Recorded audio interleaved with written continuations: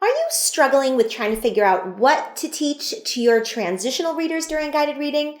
Do you stare at your lesson plans praying that some divine intervention will all of a sudden flood you with ideas and strategies to teach your transitional readers?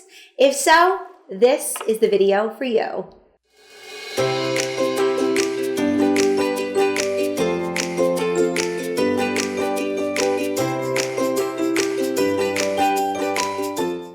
Hey there, if you're new here, my name is Anna. I was a primary teacher for 23 years, and on this channel, I provide professional development videos to help teachers improve their craft by learning tips and strategies for rigorous and streamlined small group instruction. Not only that, I try to help you engage your learners with activities that are fun and exciting, yet meet the state standards. So if these types of video interest you, please click that subscribe button below and that little bell right next to it so you will get alerted when my new videos go live each and every week. What if I told you that I have a system and a proven structure that I've implemented in my own classroom with my own students that has resulted in all of my students leaving my classroom reading on or above grade level, and usually above? Well, I actually do. So your transitional readers are primarily reading around a level JK through about a level P, but these readers are extremely diverse and their needs can be exponentially different from one student to the next. Our transitional readers usually have a large bank of sight words that they know, and they have decent decoding skills with short vowels, blends, and digraphs. Yet, they still might have difficulty decoding words with complex vowel patterns, and they might struggle with multisyllabic words. In terms of fluency and comprehension, I've had students that can read anything I put in front of them with perfect fluency and decoding skills. Yet, when I ask simple, literal questions about the story or text, there was zero understanding of what they read, which shows that they're clearly not reading for meaning and clarifying what they're reading as they're reading. Then I've had students who read much more slowly and they spend time decoding difficult words, which show a lack of fluency and fluidity in their reading. Yet, when I ask them specific questions about the text, they have a strong understanding of the story and can retell extremely well. So this group of readers are extremely different from each other and require you to really figure out what each individual student needs so that you can ensure that you're focusing on the areas that they need instruction in. So over the next several minutes, I'm going to be walking you through how to use different reading strategies and how to figure out what your instructional focus should be using my own book, Leading the Parade. So for this stage of reading development, I need to figure out what strategies I'm going to be teaching my group based on how they're reading the text and have a strong focus on writing down my observations using my anecdotal notes. That's so important, really observing them reading and seeing what they need focus on or what I need to instruct them on. So my overall lesson plan, it consists of a 3-day lesson plan, and sometimes I'll continue the lesson on day 4 as well, based on how my students progress with the story and the comprehension activity that I'm focusing on. So your transitional readers need specific reading strategies and specific comprehension strategies. So what I want to do is I want to jump right in and talk about how I use different strategies in my reading and different comprehension strategies for my transitional readers. So we're going to jump right in to my lesson plan, and we are going to start with my day 1 lesson plan for my transitional readers. Okay, the first part of my lesson plan, as I mentioned, it's a 3-day lesson plan. So the first part of my lesson plan is the book introduction. This is a typical guided reading lesson, and that book introduction will last literally 20 seconds. And I'm going to just read it to you. So this story is about a young girl, and I'm going to show this book to the students, and they're also going to have their book in front of them. So this book is about a young girl named Anita and her horse, Shasta. And Anita loves riding her horse and would love to ride her horse Shasta in the parade, but she's only in the intermediate class. So let's read the story to find out what happens to Anita and Shasta. Super quick. That's it. That's what a book introduction is. It's a quick summary of the story, just letting kids know, giving them an idea about what they're going to be reading. That's it. Really quick. 30 seconds, if that. And next, we move into the preview and predict portion of the lesson plan. Now, this is where your students are going to preview the text. They're going to look and they're going to do a quick picture walk, and I might even say to them, what do you think is happening on the illustration on page 4? Or what do you think is going on with Anita in this story? And just ask a couple of quick little prediction questions. I might even ask my students to turn and talk to their partner and make a prediction about what the story is going to be about. This is quick. This is like a 1-minute preview and predict. That's it. We don't want to spend too much time in this portion of the lesson plan. We want to get into the reading and the comprehension portion. So the next part is the vocabulary introduction. So what that means is on my lesson plan, I always, prior to starting my lesson, which I want to stress, it's super important that you read the story that you're about to read. Very, very important. You need to preview the text yourself. You need to make sure you have a good handle on what the story is about, a good handle on the vocabulary that's in the story, so you can make sure that you're instructing your students appropriately. So before I jump into my reading group and when I'm doing my lesson plan, I always read the story first. I actually wrote this one, so I know it. And what I want to do is I want to look and focus on some of the vocabulary words that I know that they might have difficulty with starting off right away. So I'll pick 2 or 3 words, vocabulary words that I know they'll have difficulty with, and I will introduce them. Super simple. I'll say, look at page 8 or 4, and I'll say, look at page 4. I want you to find the word maneuvers on that page. Maneuvers. Let's go look for it. So we go to page 4, we'll look for the word, and we'll talk about that word. We'll talk about what the word means, how to say the word, because it's a difficult word. It's definitely a difficult word to decode. So I want to make sure I give them a little bit of a vocabulary intro so they know what certain words mean before we go in. I don't do it with a lot of words. I might pick 2, maybe 3 words, depending on what type of book it is. Sometimes it's a few more in a nonfiction text because we're working with tier 3 vocabulary words. So I will do a vocabulary intro. And that's quick. That's only maybe a minute or 2. The next part is your read and prompt portion of the lesson. This is when your students are now reading the text that you gave them. Now, again, we're not doing round robin reading. That's not how we're reading. I expect my transitional readers to whisper read. And when they're whisper reading, that's when I'm writing down my anecdotal notes. That's when I'm taking notes about what I want to teach them. What strategic teaching will take place for this particular group. And it will help me figure out what my teaching will be or what the next lesson might have to be. Because of course you can't teach every single thing every single day. So I might listen to each child read. I might see what they're having difficulty with. I might pick a very strategic action to teach them and then go from there. But your anecdotal notes are where you're going to write down those notes. Difficulty decoding this word, not monitoring and clarifying, difficulty with decoding a multisyllabic word. Whatever difficulty they're having, I will jot it down on my anecdotal notes because that will guide my instruction. So this takes probably anywhere between 5 to 7 minutes. Again, it also depends on the length of the book, the ability level of your readers, all those different things. But this is when they're now reading the book and I'm leaning in and their book's in front of them and I'm listening to them read. Now, don't forget, with your transitional readers, you are still going to have your strategy fans out because they're still using strategies, even though they have a much bigger sight word bank, in their head, and they can read sight words much more easily now, and they have a bigger knowledge base on sight words. They still need decoding strategies. So I would definitely still have out my strategy fans for my transitional readers, and I would also have my little decoding bookmark because sometimes they need a little bit more specific instruction on decoding certain words. So they will have both of these tools out in front of them when they're reading to make sure that they have the tools that they need to solve unknown words or use their strategies to figure it out. So these are always in front of them as they're reading for my transitional readers. My fluent readers don't usually need them, but I will when I see a student that might be struggling in my fluent group, I will refer back to my strategy fans, and they're always up on the board too. So I will refer to them as well.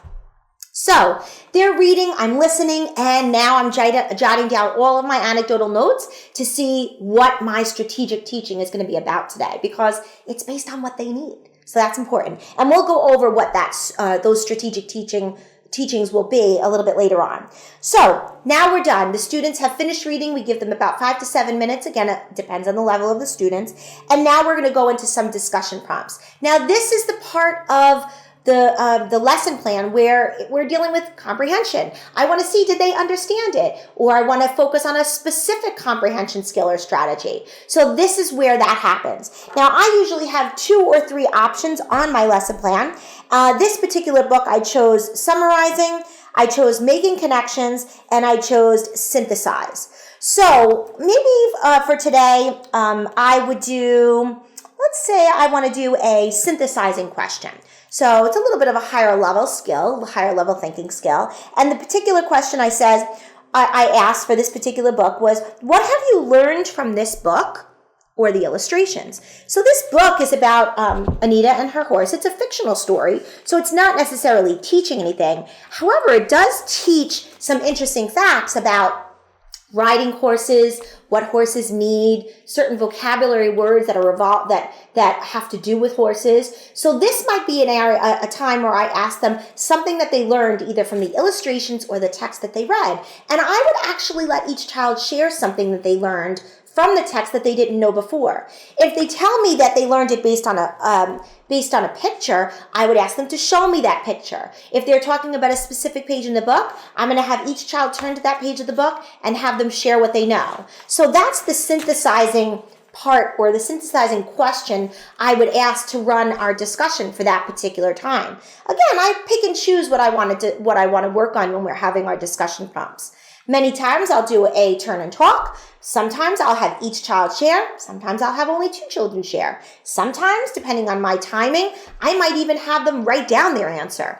Again, it varies from group to group. It varies from book to book. It varies from day to day. So I want you to know I do a variety of strategies when we're doing our discussion questions. So that's quick. That's maybe 3 to 5 minutes. Discussion is an important part. That's when we're really seeing what they understood from the book, what they gleaned from the story, any kind of connections that they made. So that discussion portion is important. It's an important part of the guided reading lesson. So we want to spend some time on that. Okay, the next part of a transitional guided reading lesson, because these are our transitional readers, we want to do some type of a shared retelling. Retelling in this with these strategic readers is important, because now they have a decent handle on decoding, a decent handle on fluency. You're ready to get more deeper into the comprehension, more deeper into the understanding of the text. And I always like to do a shared retelling. So that retelling can be a variety of different things. That shared retelling could be a summary with beginning, middle, and end. It could be a summary using the someone wanted but so then strategy or concept. So you could do that as well. You can also discuss the problem and the solution in the text. So this text lend itself very well to problem and solution as well. So I'll pick and choose the type of retelling that I want to do with this particular group based on what I know that they need. If I know that they're really struggling with summarizing beginning, middle, and end, I might focus on that. If I want them to do a quick retell with somebody wanted but so then, I would maybe take out one of my dry erase boards. Let me get a clean one. I might take out one of my dry erase boards and I will, write the structure on the board. Somebody wanted but so then. And I might do a shared retelling with the students, and I'll say, okay, Johnny, let's start with a quick summary using the somebody wanted but so then focus and strategy. Well, who is the somebody in this story? The somebody is Anita. So Anita, excellent. That's our somebody. Is there anyone else? Is there anyone else in the story? Well, yeah, Shasta's in the story. So maybe Shasta is part of it. We don't know yet. Let's see how our summary goes. So then I go to Lily and I'll say, okay, Lily, what did Anita want? Well, Anita really wanted to ride Shasta she wanted to ride Shasta in the parade, but she was only in the intermediate class. Ooh, I got to the next one. So she really wanted to ride Shasta in the parade. Wanted to ride Shasta in the parade. At this portion, I might be doing a quick writing. Sometimes I have a chart pad behind me. Sometimes I'll do it just on my whiteboard. Sometimes I won't write it at all. We'll just do it orally. And then I'll go to the next person and I'll say, all right, so far, Anita wanted to ride Shasta in the parade. Now we're on but. Okay, Cliff, tell me but what happened? But Anita's only in the intermediate riding class, so she can't, so we're going to say, but Anita is in the intermediate riding class. You see where I'm going with this. Great. So far we have Anita wanted to ride Shasta in the parade, but Anita is only in the intermediate riding class. So what happens? And then we go on like that. So it's a really quick strategy to do a retelling. So I might do the somebody wanted but so then. We might do the 5-figure retell. We might do beginning, middle, and end. We might focus on problem solution. We might focus on how a character changed. So like I said, it depends on what I want to focus on. So that's quick, a couple minutes on that one. All right, so the last part of day 1, remember this is just day 1's instruction. So the last part of day 1's instruction is strategic teaching. Okay, so here's what I mean about strategic teaching. Usually when we're talking about our early readers or even our emergent readers, we're really focusing on specific decoding strategies, right? And we want to teach them how to decode unknown words so they become more fluent readers. But with our transitional readers, now even though that they still need to work on fluency at times, it might not be the actual focus we want. Maybe we don't have to focus on decoding strategies with them. We want to focus on more comprehension strategies with them and teaching them very strategic pieces of information to help them understand the text better and to decode if they need to, and think deeply about the text. So I'm going to tell you 8 different strategic teachings that I will do during these last 2 to 3 minutes of the lesson plan. So 1, I will teach monitoring for meaning. I'll teach them what that means and how to do it. So not only will I tell them, okay, I'm going to teach you today how to monitor for meaning and what that means. So does a word make sense in a sentence? So I might tell them a sentence out loud to say, did that make sense? Did that make sense, that sentence, when I read it? So I might say a word out loud. Sometimes I write it down, but usually not, because I just want them to hear it and see if they hear the mistake. So I teach a specific skill to them, which is monitoring for meaning. So I'm just going to quickly go over the other skills that I focus on with this particular transitional group. Monitor for visual cues. Make an error reading and ask the students what the error was. So maybe I have everybody turn to a page in the book and I make an error reading, a visual error. And I ask them, what was the error that I made? And how do you know that I made it? And how can I fix that error? So it's like direct teaching of a skill. Number 3, we demonstrate the read and think. Model how you self-correct using specific strategies. Now, again, this is partly your decoding. So I might read a sentence in the story and make a mistake in the story, and I would say to them, and I would say, wait, that doesn't look right. And you know what? It doesn't even sound right. So I'm using my strategies to self-correct while they're watching me, and I'm modeling it, and I'm doing a talk aloud or a speak aloud, I call it, where I tell them what I'm thinking and how I'm going to self-correct the error. So that's another strategy I do. You actually demonstrate that read, think, and I do it out loud so they hear my thinking. Number 4, model decoding strategies. Again, if there's a difficult word, maybe if it's a multisyllabic word in the story, I will model how to decode the word using some of my strategies. And I might use more of the higher level strategies. I might not be using lips the fish and eagle eye and stretchy snake anymore. Maybe I'm using skippy frog or try and lion. Those are more of the higher level strategies that you would use with some more difficult words, trying a word that would make sense, skipping the word and reading on, which is the whole point of Skippy Frog, is to have the students use contextual clues of the story. So I would use these to help them decode a word or teach them how to decode a word if I feel that that's what they need. Number 5, model Chunky Monkey. That's another one of our skills. Model Chunky Monkey is when we want to make sure we teach them to look for chunks in words that can help them decode an unknown word. So this might be a specific strategy. Next is I want to use my Make It's chart to model how we can figure out unknown words. Now, what I mean by that is basically doing an analogy chart.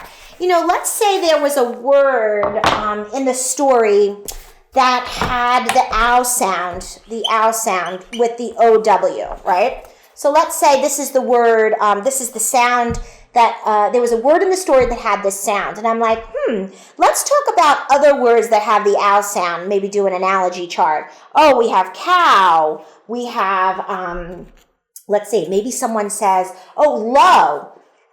Low. Does that have the same ow sound, even though it's spelled the same way? So students might look to spell the word the same way, but it has the different sound. So we would talk about this. This would be a great way to do some direct teaching, how vowel teams can make different sounds. So this is another area that we can focus on and do some direct teaching with. So maybe we would do an analogy chart, and maybe we would do an ow words here, and maybe we would do ache words, maybe with the long vowel A. So we would do some type of analogy chart to focus on word study. So that could be another strategy you teach. If there was like a word that I see that most students got stuck on, maybe we could do an analogy chart and focus on some vowel teams and decoding skills. The next thing is using context clues to help figure out the meaning of a difficult vocabulary word, which is what I talked about a minute ago when I said we could use Skippy Frog, where you skip the word and read on to use the context of the story to figure out what the word means. So that's another strategy that I would teach. I would do direct teaching. And when I say direct teaching, I would read an actual sentence. Like here, oh no, Anita, everyone is tired. I'm ready to blank too.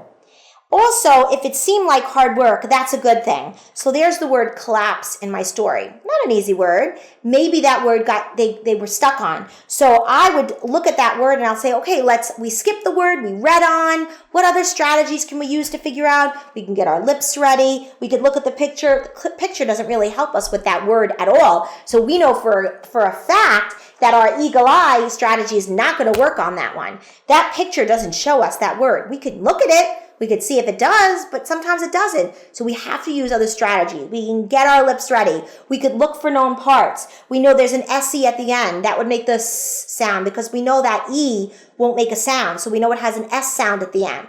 So we can do different things to help them decode unknown words using different strategies. That is another strategic teaching point you can do. Again, the whole point of this part of the lesson is to demonstrate and model, teach, model, practice the skill. So if you're teaching the skill, then you're going to model it like I'm doing, where I'm reading a sentence out loud, I'm skipping it, I'm using different strategies. You want to model it and then maybe practice it. Maybe have students open to a specific page in the book and say, okay, I'd like you to read that, the first sentence or the third sentence. And there's a really hard word in there. Let's put a different word in there that would make sense. We're using different strategies. So we're practicing them. So I teach, model, practice. Teach, model, practice. That's what that strategic teaching is all about. And the last one is I would model fluency, intonation in my reading. So my reading isn't so monotone like this when I read it. So we want to talk about how we read fluency, and I'll model it. I'll model improper fluency, improper intonation, and then I'll model proper fluency and intonation. I'll have them mimic me. I'll have them read their own sentence. I'll have each child pick a sentence and read it, really focusing on the punctuation mark at the end and showing that their sentence sounds like that. So we want to model proper fluency and intonation when they're reading. So that will be could be another strategic teaching point that I teach. So there are like 8 strategic points during day 1. All right? Okay, so we are actually going to go into day 2 now, and I'm going to kind of make this quick because day 1 was long. Day 2, now after we did all that in day 1, notice there was no real writing involved in day 1. I didn't do any real writing. It was more discussion, more deep teaching, more modeling. That's what we're doing. So day 2, the students are going to reread the story or maybe finish the story. And again, I'm going to prompt them using my guided reading instructional trifold, which helps me prompt them for fluency, helps me prompt them for decoding, helps me prompt them for comprehension and vocabulary. So I always have these in front of me, so I can very quickly say, to prompt them on something that they're having difficulty with. So I always have this in front of me, so I don't have to constantly pull from my memory, which is going, by the way, to pull out what my prompts are. So then we go into discussion prompts again. Discussion prompts for this particular story, I have theme because this lends itself really well to theme. I have inferring, and I have point of view. So I will pick something that I want to focus on for this particular story and our discussion. Theme is definitely a very difficult concept sometimes for students. So whenever I can infuse the teaching of theme into my guided reading groups, I do that. So since this book lends itself really well to that, I would focus on that for our discussion question. Again, it would be a discussion, it would be a turn and talk, it would be a share, but I would teach it, I would explain it, and then we discuss it. So very, very simple. So you have a discussion prompt. The second part of, the next part of day 2's lesson plan is your word work instruction. Now, your word work instruction differs from your early readers to your transitional readers because, again, now that your readers have a much bigger sight word bank or vocabulary in their head, they have better fluency, they have better decoding strategies and skills. I don't have to do tons of making words activities. Now, what I might do and what I will focus on for my transitional readers are my analogy charts. So again, I would do this either on a whiteboard and I would do an analogy chart here, or I would do it with my write and wipe pockets that I have, and I do analogy charts on my pocket, on my white and write clear packets. I call this match-its because what we're doing is we're matching sounds. That's what we're doing. So for this particular story, I wanted to focus on the double consonant and add the ending on this particular story because that's what I wanted to focus on. Every story I have has a different focus using the analogy charts, but for this one, I wanted to focus on words where you have to double the consonant and add the ending. So I would write down these two words, hop and hopping. I want to make sure you could see it. Okay, hop and hopping.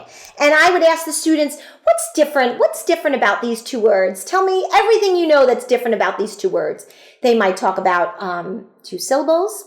They might talk about the fact that there's 2 P's, but there's only 1 P in hop. Why does the second P? And I always, when I teach this skill, now I've definitely taught this skill also whole group because I do phonics whole group as well. But I always talk to them. We always do short vowel consonant, double the consonant. Short vowel consonant, double the consonant. I always like to put like little like chants or whatever to help students remember. So we'll talk about how they're similar and different, and then we'll talk about why we had to double the P here. What was the reason? And then I'll say, okay, boys and girls, everybody on your whiteboard or on your dry erase pockets, I want you to write the word win. Everybody write the word win. So I might start, but maybe I don't write the whole word because I want to see if they could spell it, which they can usually spell win. And I'll say, okay, now that you have write the word win, I want you to write the word winning. See what they come up with. Have a discussion. Maybe I would go with swim. Everyone write down the word swim. I want you to write the word swimming here. So this is a quick practice of doubling the consonants when there's a short vowel. And we really talk about those short vowels when we have to double the consonant. So, and this is a CVC word as well. So we talk about that as well. So that's a quick word work activity. Now, do I do that every time? No, maybe there's something else I focus on. So for this particular group, remember, they're pretty decent decoders at this point. They have a much bigger sight word bank. They usually have a better understanding of vowel teams and vowel sounds because they're transitional readers. So I might focus on make it and break it for this particular group. Now, make it and break it is when we're focusing on multisyllabic words. I lost my pen cap. No idea what a pen cap is. I might focus on multisyllabic words. So what I do is when I'm reading the book and I go through and I'm writing a lesson plan, I'm going to pick anywhere between 3 and 6 multisyllabic words from the story. And then what I might do for this particular group, where's my little magnetic board? I had it next to me. No idea where my magnetic board is. Hold on. Here's my magnetic board.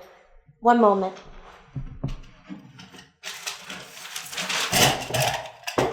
So, all right. So for this group, I might have them make multisyllabic words.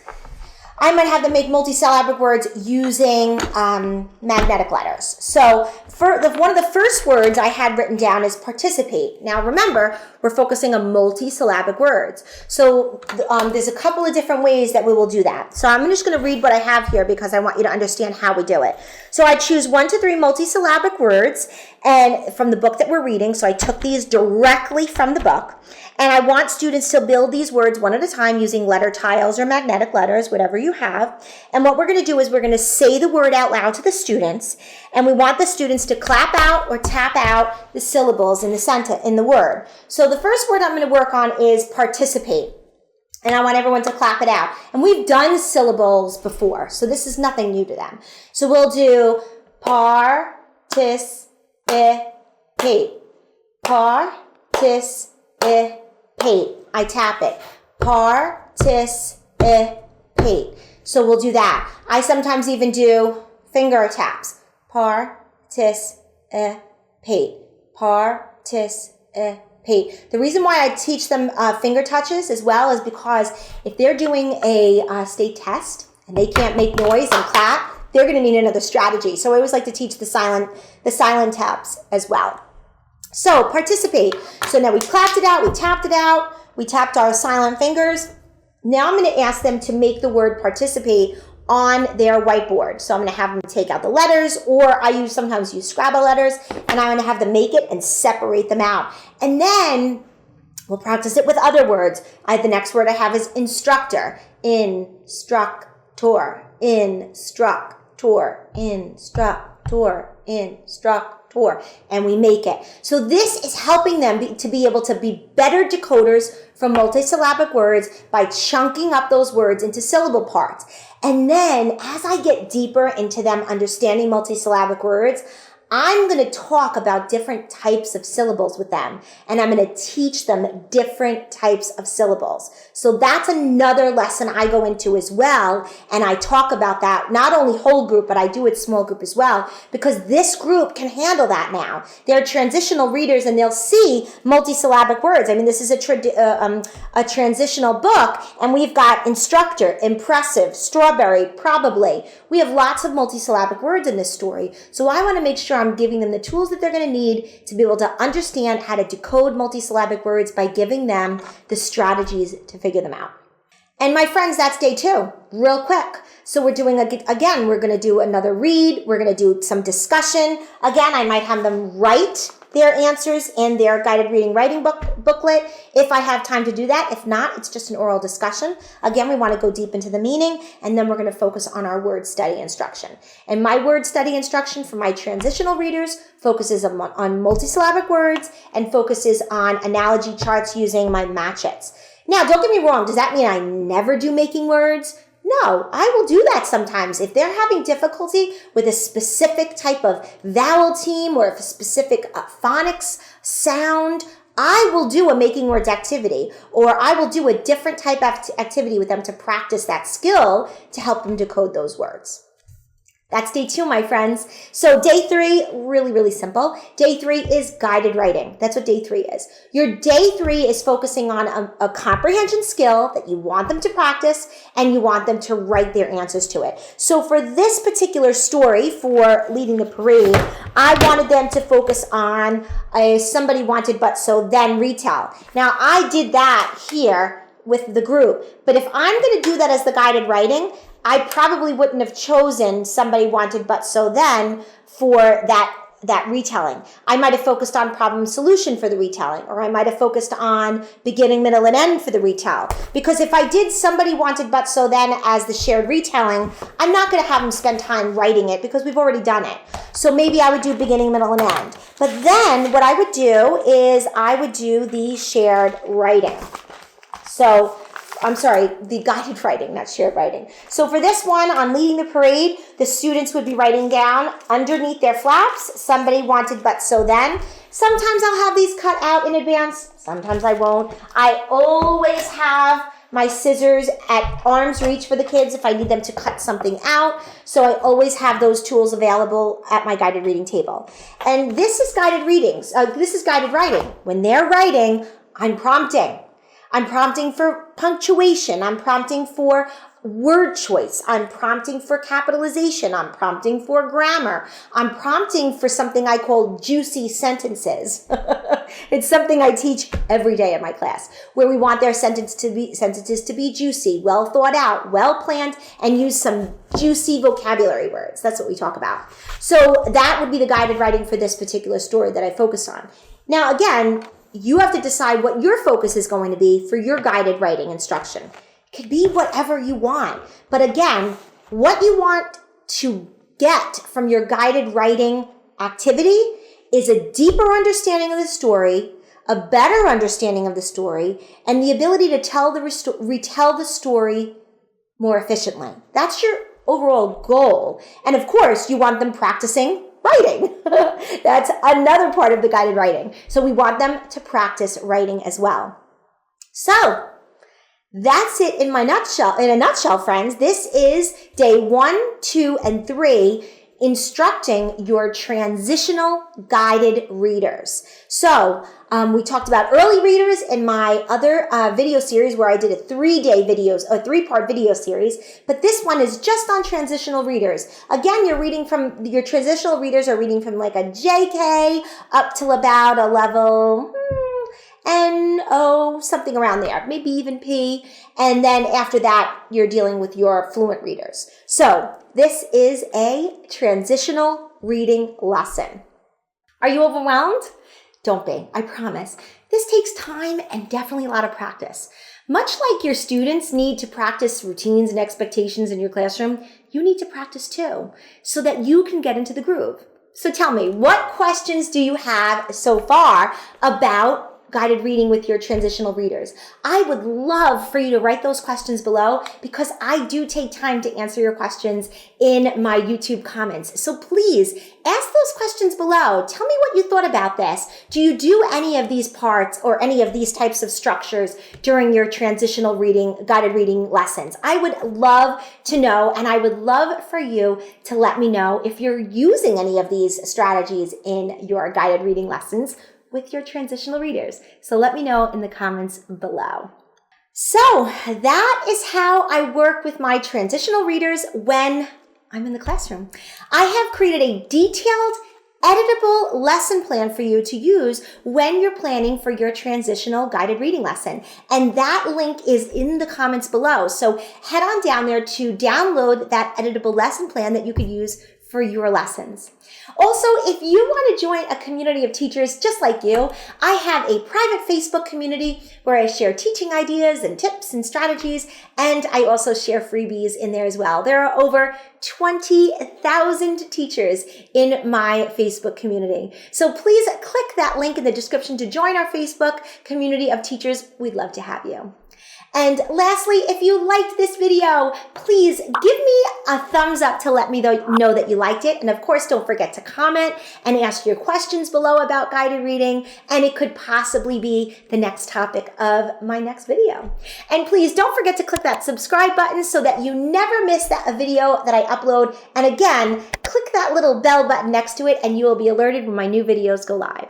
So I hope you found this video helpful. Thank you so much for watching, and I will see you in the next video. Bye for now.